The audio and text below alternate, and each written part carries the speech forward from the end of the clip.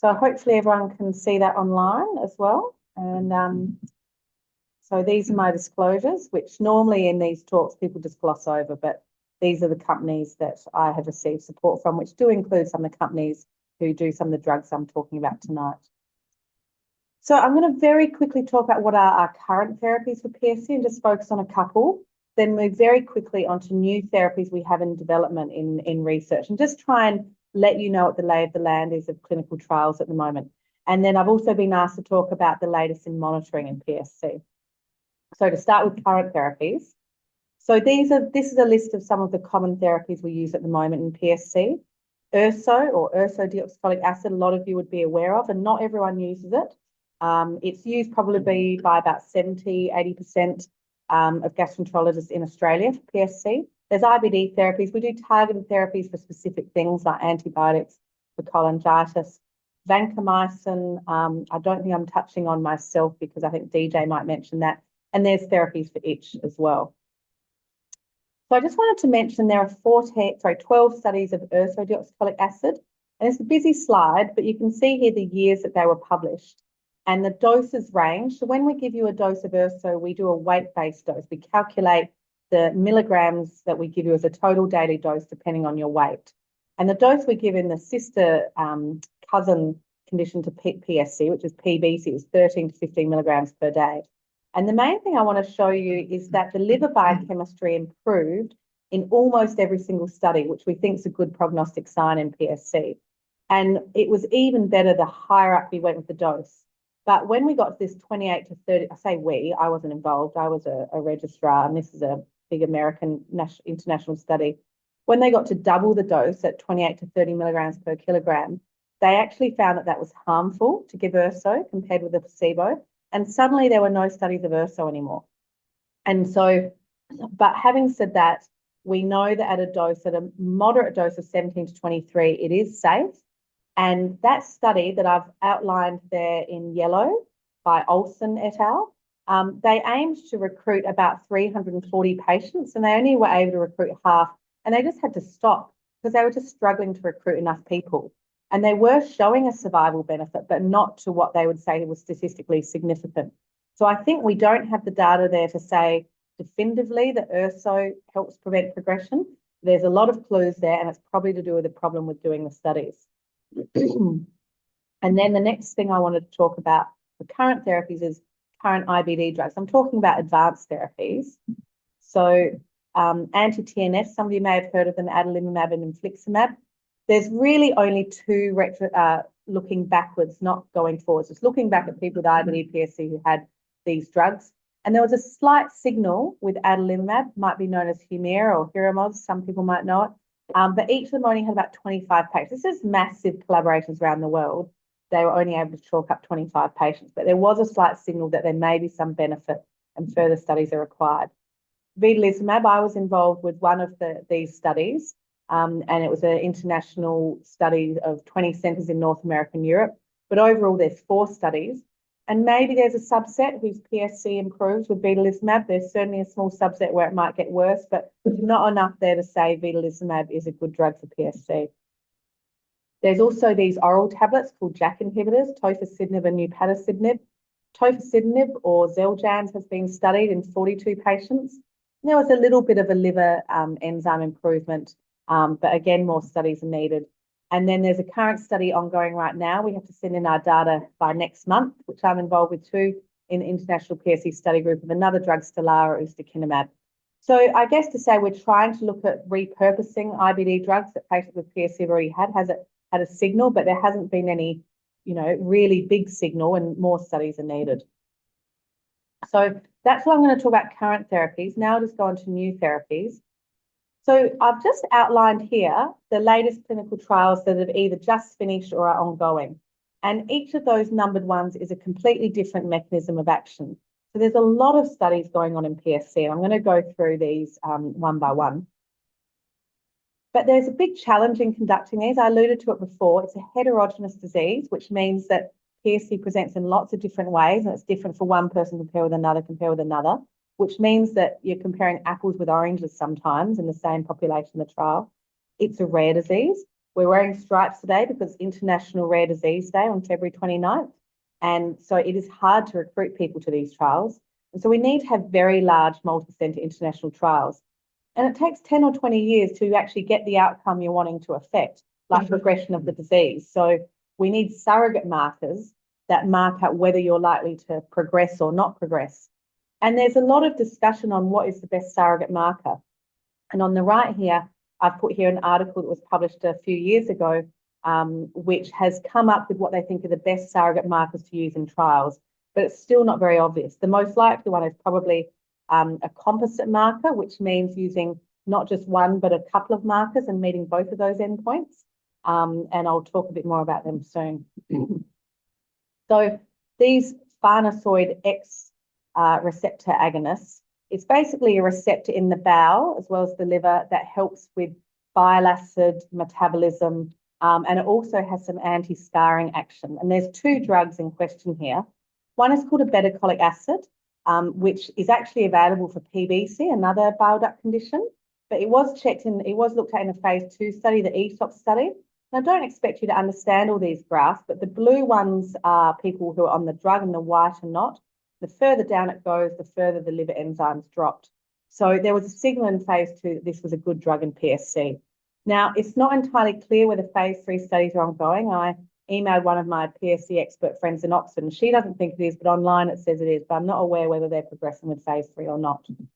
Kylofexor was another one in phase 2. You can see the green bars going down for these people who got the drug and grey placebo, the sugar drug, going up, and it's better that the liver tests go down.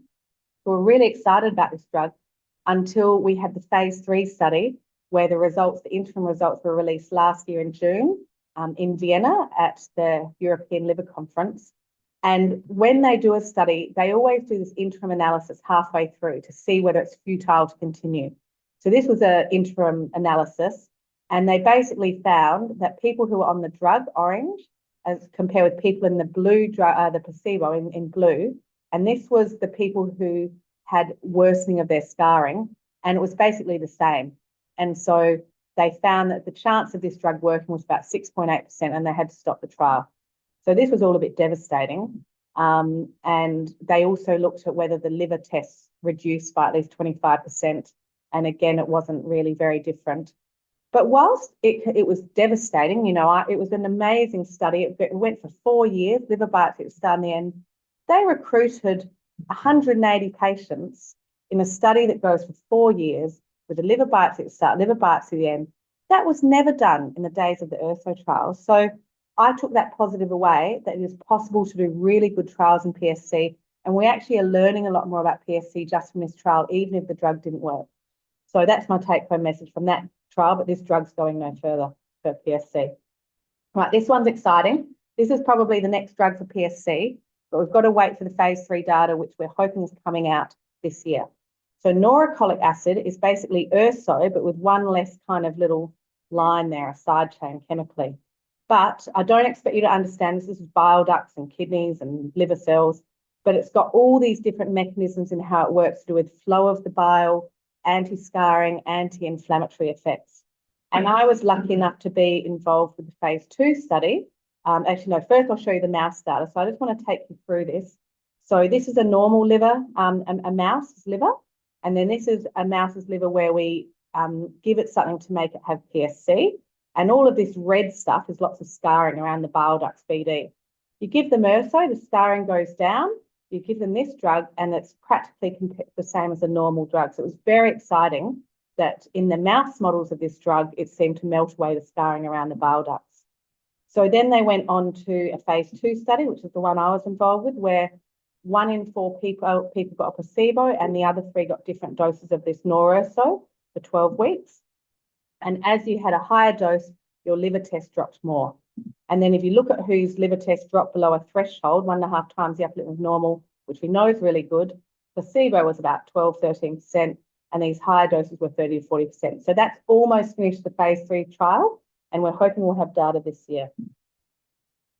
So then there's this study called Integris PSC, which has just finished recruiting, and we've had some patients at Royal Adelaide in this trial.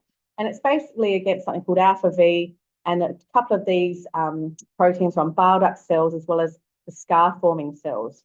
And we know that these proteins that the drug's targeting are increased in mouse livers with PSC, as well as human PSC liver that's being studied. And this just shows with the drug, the lessening of the red, the lessening of the scarring. And so basically, we did an interim analysis, and unlike the interim analysis of that other study I showed you, it showed promise that if we're looking at a change in the ELF score, a scarring score, that ones on placebo, the scarring score was getting worse in more people than in the drug groups, in the coloured groups. So it was deemed it should continue and at the higher dose. Then there's these PPAR agonists, which are used for cholesterol traditionally. And just to say that they are being trialled in PSC, I'm not going to go on much more about that, but it's an oral drug we already use for cholesterol, and it's showing some benefit, and we're doing that. There's a study called the SPRING study against this immune protein called CCL24, which is increased in PSC livers. It's involved in inflammation and scarring. And it's a phase 2, so an intermediate study, and it's fully recruited already, and we're expecting results in a couple of years. Then there's these bile acid transport inhibitors, and this is to do with itch. Some people with PSC have an itch to do with maybe more bile salts in the blood, abnormal bile salts. And this drug that they're looking at, volixibat, has actually been approved for some other cholestatic liver disease like Alagille syndrome, which Dr. Hammond over here would know much more about because it's more a paediatric disease that we see. And it's phenomenal how well it works on the itch. And there's some signal it may actually help with the actual disease, underlying disease of these liver diseases. So the study's ongoing in North America and Europe, and we've reached out and we're hoping to get in Australia soon. I've managed to get about 13 sites around Australia interested, and so I'm very hopeful we'll have this study in Australia soon as well. And I'm not going to talk about this because DJ is going to have a chat about altering the gut microbiome. So I'm going to very quickly whiz through the monitoring, but to say about new therapies, I don't expect you to understand all of that. It is difficult. You know, I struggle to keep up with it, but I just wanted you to be left with some idea of the amount of drugs that are in production and the success we're now having with conducting these clinical trials. So there's a lot of hope out there. Monitoring, we do liver function tests. We do a panel of bloods of liver enzymes. The one we particularly look at is called the ALP, or alkaline phosphatase. Why do we do that? Well, if you look at people whose serum alkaline phosphatase, or ALP, persistently improves, then this is the percentage of people who progress, and there's very few people progress if your ALP is consistently low. Whereas if your ALP is not persistently improving, sorry, it's a double negative, but these are people whose ALP is very high, they are more likely to progress.